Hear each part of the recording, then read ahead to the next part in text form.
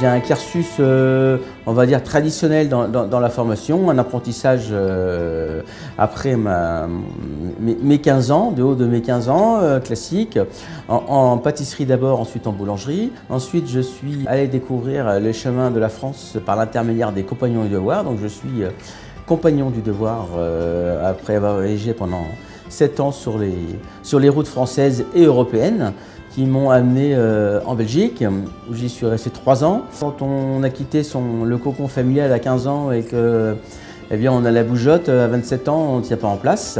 Donc j'ai voulu quitter un petit peu l'Europe pour aller voir d'autres horizons, et j'ai eu l'opportunité d'avoir un poste pour l'entreprise Jean Millet à Tokyo, qui ouvrait des boutiques. Donc je suis parti comme chef chez Jean Millet, je lui ai dit je veux bien, je partirai pour 1 an. Bon, j'y suis resté 15 ans.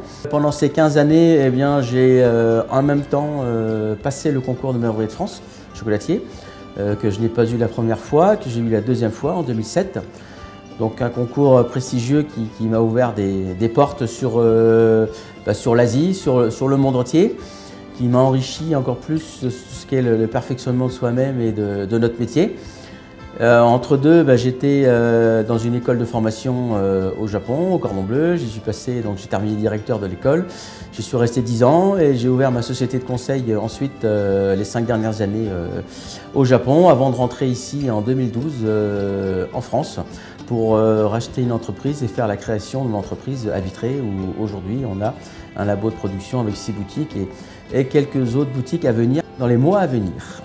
La passion, bon, c'est l'amour de son métier. Ça, je pense que c'est la phrase, on va dire, bateau que tout le monde peut avoir. Mais c'est surtout savoir que c'est un métier qu'on aime, et un métier comme que ce soit pâtissier, chocolatier, il faut savoir accepter de travailler quand les autres s'amusent et de vivre quand les autres travaillent. Cette différence me plaisait toujours, et j'aimais bien travailler la nuit. Des évolutions, il y en a eu.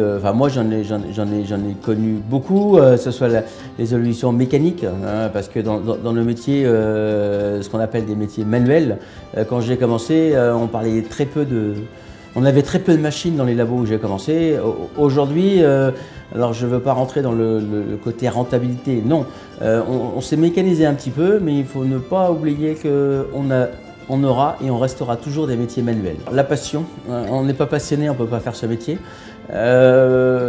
Une autre valeur qui me regarde pas forcément que moi, mais qui peut intéresser beaucoup, j'aime bien l'excellence. Alors l'excellence, c'est pas, elle n'est pas générale, c'est qu'on a des métiers très ingrats, c'est qu'on doit au quotidien faire plaisir à tout le monde, à tous nos clients. Faire un travail d'excellence au quotidien, tous les matins, eh bien c'est pas toujours évident. Il n'y a pas de petits clients. On va avoir du client régulier qui va venir tous les jours nous acheter un petit gâteau et 3 chocolats.